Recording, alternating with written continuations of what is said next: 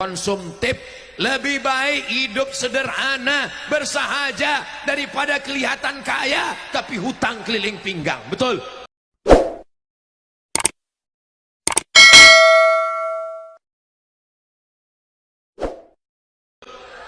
Ini banyak orang kalau di rumahnya itu semuanya utang, kompor utang, panci utang, pulang kampung gaya supaya orang kampung semuanya kaget terpukau, wow, amazing. Padahal bunyi klaksonnya kredit, kredit, kredit, kredit.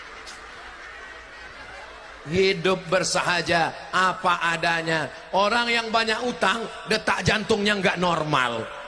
Ngikut pengajian khawatir, takut, darah tinggi naik, jantung koroner naik, gula darah naik. Yang turun cuma satu, asam urat turun ke kaki.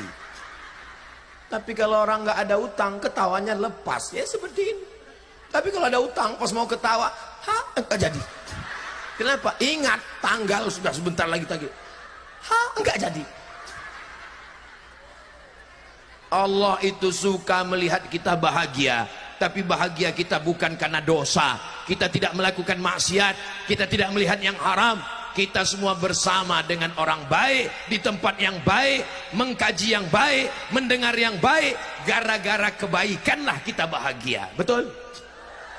Ada orang bahagia karena dosa, karena maksiat. Mudah-mudahan yang belum dapat hidayah, Allahumma hdina wahdi bina waj'alna sababan liman ihtada. Berikan kami hidayah, berikan saudara kami yang belum dapat hidayah, supaya Allah Ta'ala lapangkan hatinya untuk beramal kebaikan insyaallah. Amin. Kita semua akan mati. Orang kaya, orang miskin lebih cepat. Oh, enggak juga Pak Ustadz.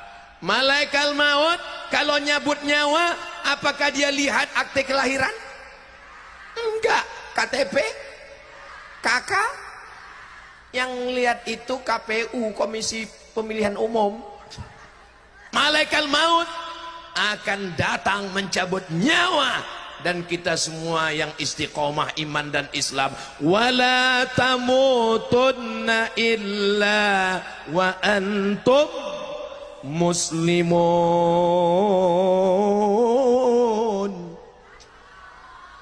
Saya cuman mancing aja. Coba tadi waktu kiai yang baca Quran semuanya semangat Allah, pas kiai yang baca terpaksa sekali kedengarannya Allah. Masya Allah, tabarakallah. Saya sudah tausiah dari jam 9, jam 10, sekarang sudah jam 11. Saya nggak ada ngelihat jam dari tadi. Kok tiba-tiba Ustadz tahu ini sudah 1 jam? Terasa dari kesemutannya.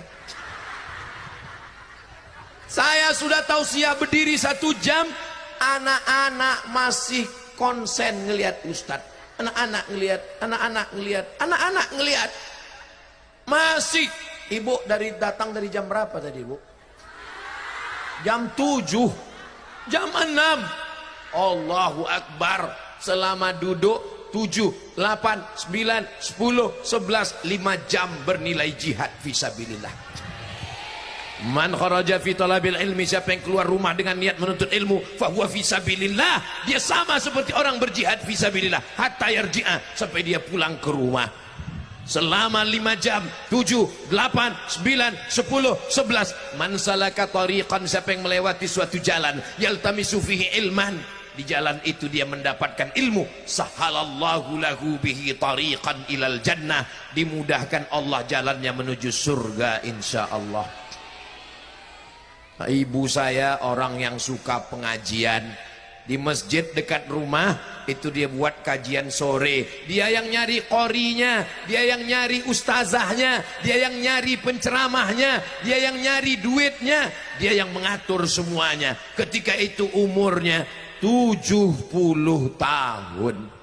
Jadi kalau hari ini Ustadz Somad suka pengajian, karena dari kecil saya dibawa ngaji, dibawa marhaban, dibawa baca barzanji, dibawa maulid Nabi, dibawa Isra Mi'raj. Enggak pernah tinggal. Pernah suatu kali saya ditinggalnya di rumah, dia pergi, saya kejar.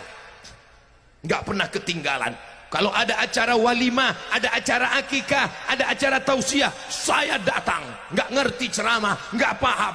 Kenapa Ustaz datang? Ada telur ayam dan pulut ketan kuning. Jadi berawal dari ketertarikan anak-anak. Anak-anak ini tergantung apa yang dilakukan ibunya. Allah bisa karena nanti anak-anak ini akan membawa istrinya, membawa anaknya juga pengajian saat tahun 2053, 2023, 2033, 2043, 2053 mereka akan bawa anaknya, istrinya tablik akbar, penceramah tetap Abdul Somad. Ketika itu ibu-ibu udah meninggal, udah. Saya masih hidup. Ditanya sama istrinya, mas, ya, waktu kamu kecil dulu apa kenangan yang terindah?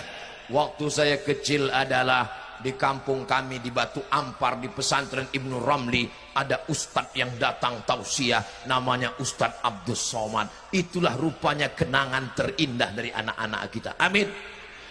Tapi anak-anak dari desa lain, dari pulau lain, dari kampung lain, ketika ditanya istrinya, gimana kamu di kampung dulu?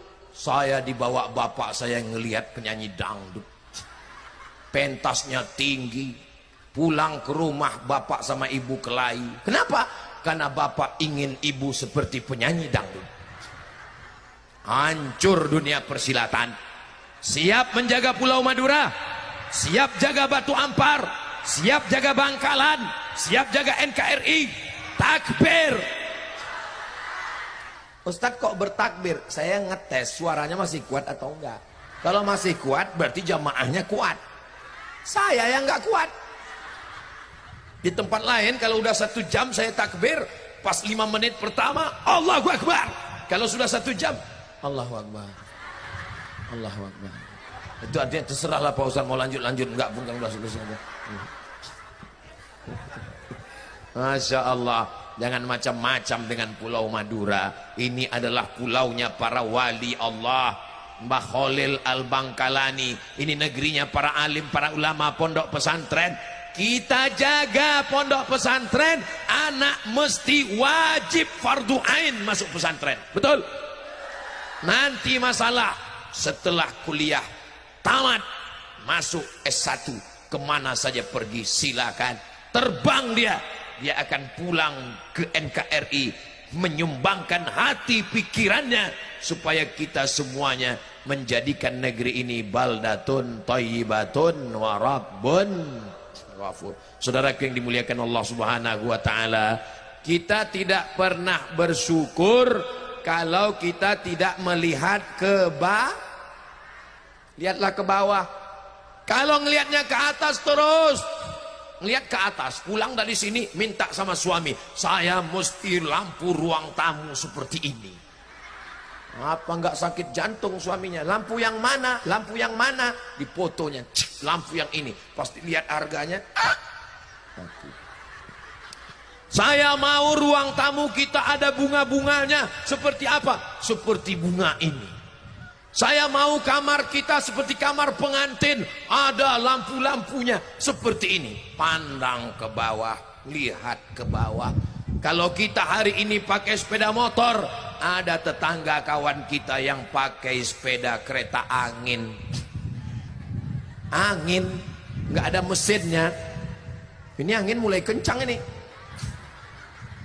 Kalau kita pakai sepeda, masih ada tetangga kita yang jalan kaki. Kalau kita jalan kaki, masih ada yang sakit. Mudah-mudahan yang sakit diberikan Allah kesembuhan.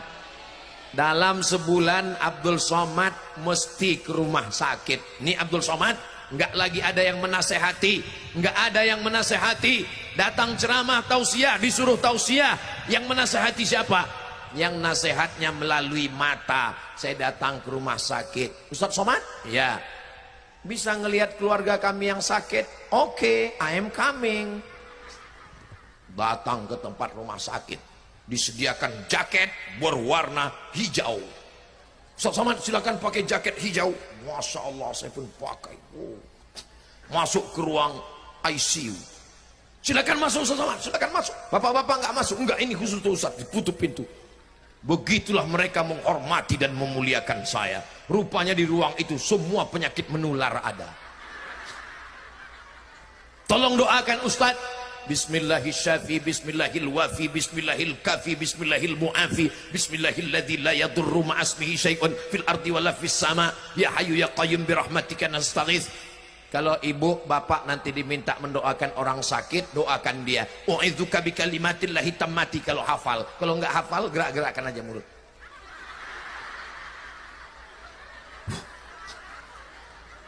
Doa enggak mesti pakai bahasa Arab. Salat yang pakai bahasa Arab. Jangan mentang-mentang kuliah sastra Inggris, salat pun pakai bahasa Inggris. Inna salati, my praying. Wa mahyaya, my life. Wa mamati, my dying. Lillahi ta'ala, for you, oh my God. Tetap pakai bahasa Arab. Tapi kalau berdoa setelah selesai sholat, salam, assalamualaikum.